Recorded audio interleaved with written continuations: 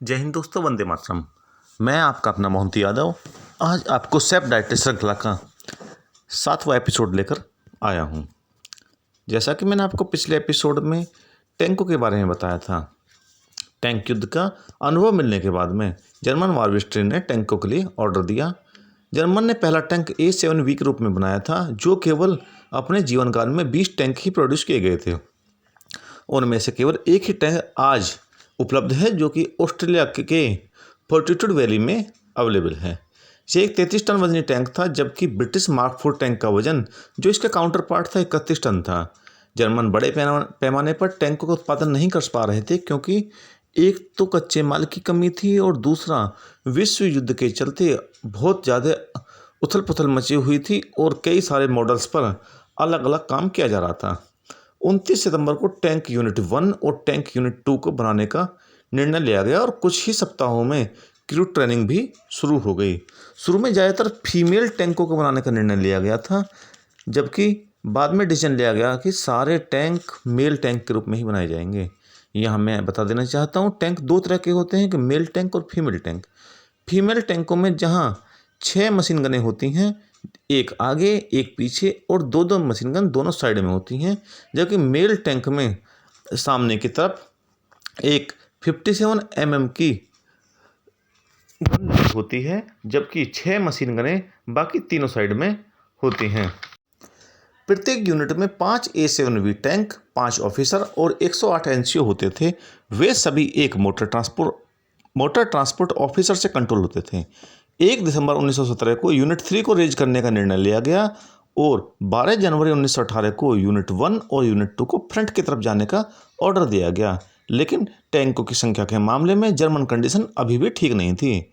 लेकिन नवंबर 1917 में battle of कैम्ब्राई में, जिसमें ब्रिटिशर्स ने 400 टैंकों के सहारे हिंडनबर्ग लाइन पर इनिशियल सक्सेस हासिल की थी, लेकिन महीने के अंत आते आते जर्मन काउंटर अटैक के चलते ब्रिटिशर्स को विड्रॉ करना पड़ा और वापस वो हिंडनबर्ग लाइन से पीछे की तरफ अपनी स्टार्ट लाइन पर चले गए। और इस क्रम में बहुत सारे मार्क 4 टैंकों को ब्रिटिशर्स से जर्मन्स ने कैप्चर कर लिया और इन टैंकों को बूटी टैंक कहा गया और यह डिसाइड किया गया कि इन टैंकों का इस्तेमाल अब वो वार में करेंगे। उन्होंने 5 नई यूनिटें रेज की, जिन्हें 11 से 16 तक का नंबर दिया गया। इन यूनिट्स में 2 मेल टैंक और 3 फीमेल मार्क 4 ब्रिटिश टैंक थे। जर्मन टैंक्स को अपनी स्टॉर्म टैक्टिक्स में शामिल करना चाहते थे और 1916 से ही वे इस दिशा में काम कर रहे थे। उनका इरादा 1918 में वेस्टर्न फ्रंट पर इसका इस्तेमाल करने का था। इस समय तक डाइट्रिच एक अच्छा आर्टिलरीमैन बन चुका था और वह यूनिट 13 में एक मेल टैंक में गनर की ड्यूटी पर पोस्टेड था।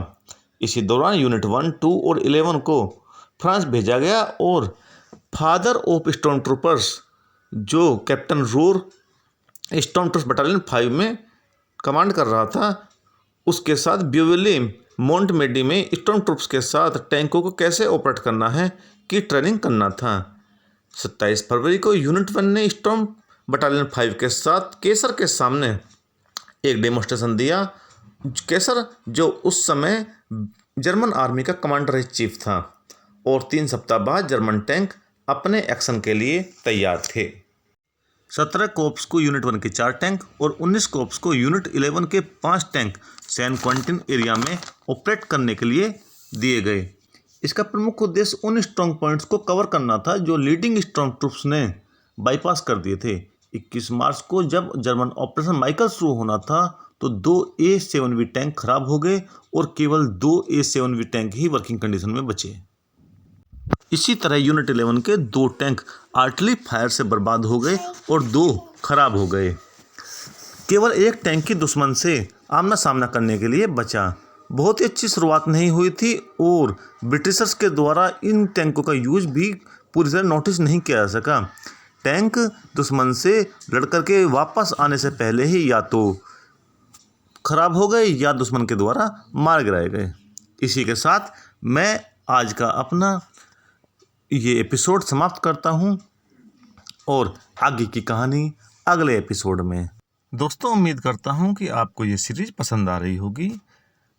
आपसे अनुरोध है कि जिसने मेरे चैनल को सब्सक्राइब नहीं करा है, वो प्लीज़ सब्सक्राइब, लाइक, शेयर और कमेंट जरूर करें। जय हिंद दोस्तों, वंदे मातरम।